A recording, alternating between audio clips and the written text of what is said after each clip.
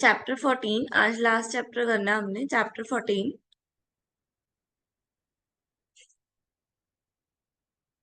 Last chapter में business के environment के बारे में बात की गई है। तो what is business environment? Business का इन्वायरमेंट क्या है? बिजनेस इन्वायरमेंट में क्या क्या आता है? सब कुछ ही आ जाता है बिजनेस में। इनकी total of all individual institutes other forces that are outside the control of the business enterprise. ठीक है। बाहर के जितने भी दूसरे इंटरप्राइजेस हैं, फॉर्म्स हैं, इंडिविजुअल्स लोग हैं, कॉम्पिटिटर्स हैं, सब किस में आते हैं? बिजनेस इन्वायरमेंट में। बिजनेस इन्वायरमेंट की डिमेंशंस यानी कि टाइप्स। तो फर्स्ट आ गया इकोनॉमिकल। इकोनॉमिक यानी कि इंटरेस्ट रेट आता है जिसमें। इकोनॉमिक यानी कि मनी से रिलेटेड। ठीक है। तो interest rate, inflation, change in disposable income. ठीक है, पर्सन की इनकम में चेंज हो गया, इन्फ्लेशन में चेंज हो गया। ठीक है, टोटल इनकम में चेंज हो गया, नेशनल इनकम में चेंज हो गया, जीडीपी चेंज हो गया। सोशल इन्वायरमेंट का कल्चर, उनका कस्टम, उनकी वैल्यूज। ठीक है, उनका ट्रेंड, सोसाइटी की जो एक्सपेक्टेशंस हैं वो। टेक्नोलॉजी में न्यू वेज आ गए जो टेक्नोलॉजी के। ठीक है, नए प्रोडक्ट दिखाने के, नई नई पैकेजिंग आ गई, वो सब। पॉलिटिकल यानी कि हमारा गवर्नमेंट फैक्टर। Legal sector. ठीक है, पॉलिसीज हो गई लीगल। ठीक है, कानून हो गया जो भी बन रहा है, या कोई कोई इलेक्शंस आ गए। ठीक है। लीगल में पॉलिटिकल में आ गया जैसे कोई इलेक्शंस वगैरह हो रहे हैं, या फिर कोई पॉलिटिकल पार्टी ने कोई काम किया हो। लीगल हो गए जैसे जो हमारे रूल्स बने हुए हैं। ठीक है, जो हमारे लॉ के अकॉर्डिंग रूल्स बने हुए हैं। ठीक है, वो।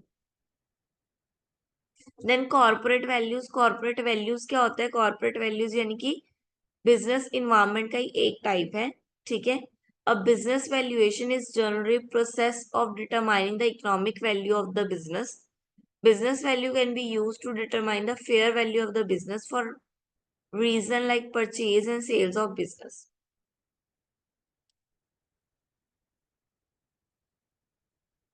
कॉर्पोरेट वैल्यूज भी क्या है? एक तरह की बिजनेस वैल्यू ही है। बिजनेस वैल्यू को कॉर्पोरेट वैल्यू बोलते हैं।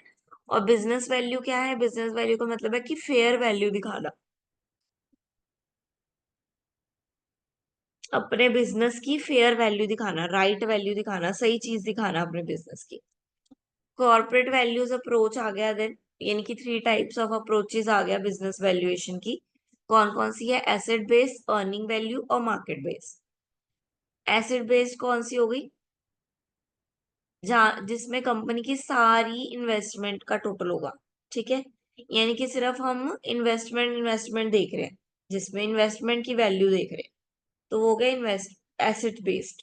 ठीक है, जिसमें सारी एसेट्स, उसमें से लाइबिलिटी माइनस करके, ठीक है, नेट एसेट निकालना, नेट कैश निकालना, वो।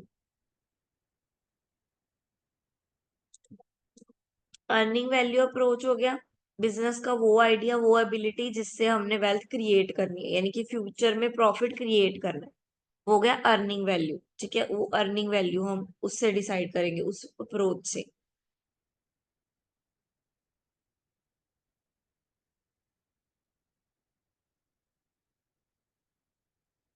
Then market value approach. Market value approach क्या हो गया? जो भी मार्केट में चल रहा है, ठीक है, बिजनेस के लिए। ठीक है, यानी कि बिजनेस, एक अपना बिजनेस एक दूसरे बिजनेस के साथ आप कंपेयर कर रहे हो। ठीक है, आपके कॉम्पिटिटर्स, वो सब आ गए इसमें। अब क्या क्या फैक्टर इफेक्ट करते हैं वैल्यूएशन को, यानी कि वैल्यू पता करने में क्या क्या फैक्टर इफेक्ट करते हैं? फर्स्ट आ गया हिस्टोरिकल परफॉर्मेंस।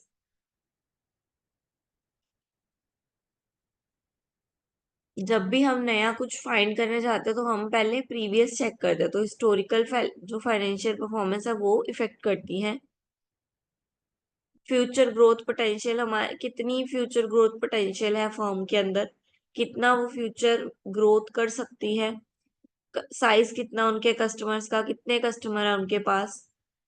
ऑनर पे कितना डिपेंड है ये बिजनेस। ठीक है, मान लो ऑनर ना आए एक दिन, तो ऐसा तो नहीं कि बिजनेस पूरा एक दिन काम ही नहीं हुआ। ठीक है, कंपेटिटिव एडवांटेज कितना है। यानी कि लोगों से हमें ज्यादा फायदा, हमें लोगों से ज्यादा फायदा है। किस बेस पे? लाइक हमारी अगर जो शॉप है वो सबसे आगे है या सेंटर में है, ठीक है, बाकियों से पास में है, बाकी दुकानों से, ऐसा। Then changing in business environment, क्या क्या चेंजेस बिजनेस इन्वायरमेंट में हो रहे हैं इसकी वजह से? तो टेक्नोलॉजी चेंज हो रही है रैपिडली, ठीक है। परचेजिंग पावर कस्टमर की इंक्रीज हो रही है, कैपिटल बढ़ रही है, ग्लोबलाइजेशन का इफेक्ट भी आएगा, पॉलिटिकल फैक्टर का इफेक्ट भी आएगा।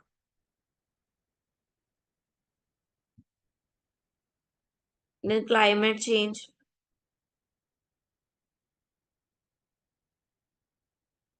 क्लाइमेट चेंज ये तो मोस्ट प्रेजेंटिंग इशू है राइट नाउ वर्ल्ड में, ठीक है।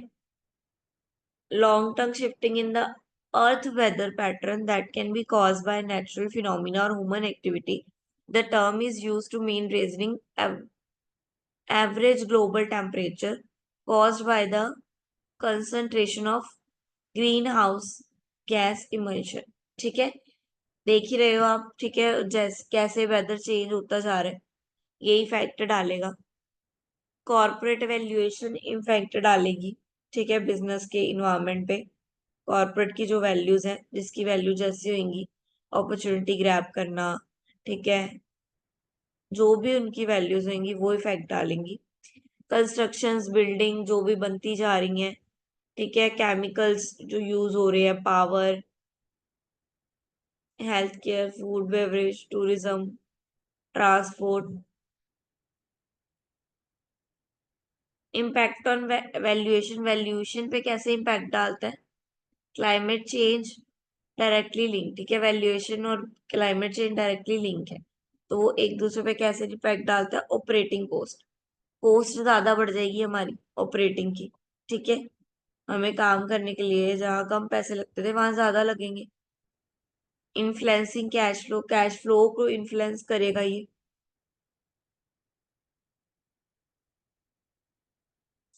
इन्वेस्टमेंट डिसीजन, ठीक है, फिजिकली रिस्क ज्यादा बढ़ जाएगा, डिसीजन लेने पड़ेंगे हमें बड़े बड़े। लाइक इन्वायरमेंट कभी भी चेंज हो सकता है, क्लाइमेट कभी भी चेंज हो सकता है। तो अगर हमने मान लो कोई डिसीजन ले लिया आउटसाइड का, और क्लाइमेट उस हिसाब से बिहेव ना करे, तो हमारी इन्वेस्टमेंट तो खराब हो गई ना, इसलिए। Influencing discount rate,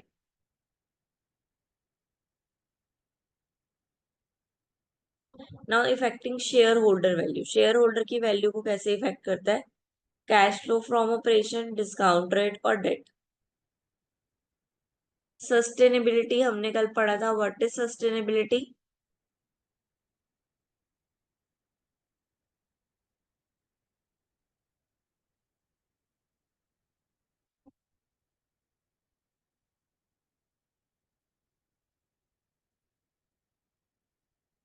what is sustainability?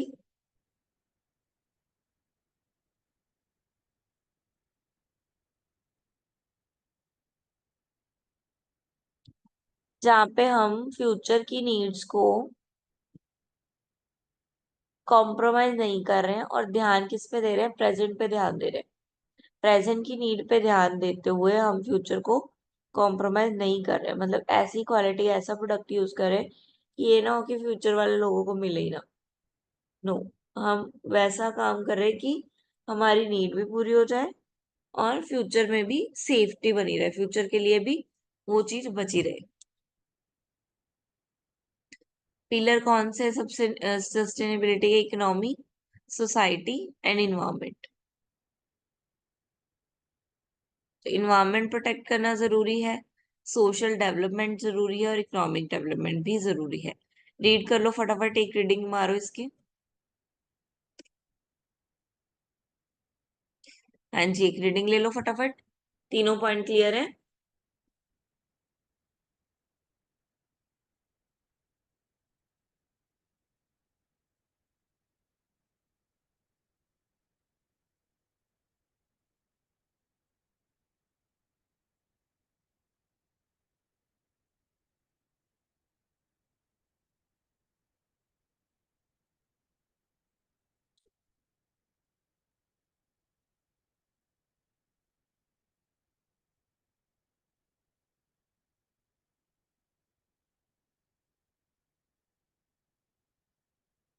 ना ये फैक्टर्स हैं ESG फैक्टर। ESG फैक्टर यानी कि environment, social and government factors. ठीक है, ये जो है सस्टेनेबिलिटी को कैसे इम्पैक्ट डालते हैं।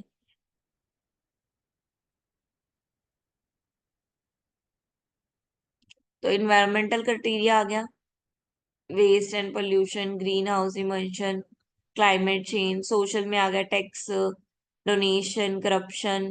गवर्नमेंट में आ गया टैक्स, एग्जीक्यूटिव, डोनेशंस, वही करप्शन, वही सब same.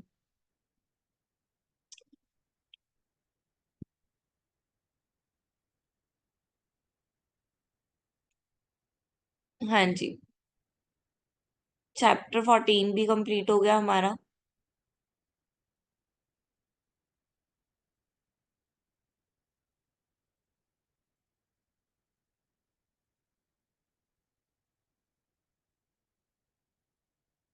Important question ESG. List the point to be considered under each of its point.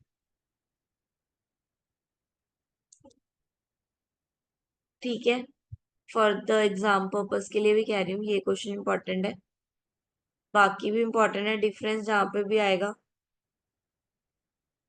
Sustainability and it's three pillar, हमने सारे पॉइंट्स कवर कर लिए हैं। ठीक है, क्लियर है चैप्टर? कोई डाउट, कुछ पूछना हो?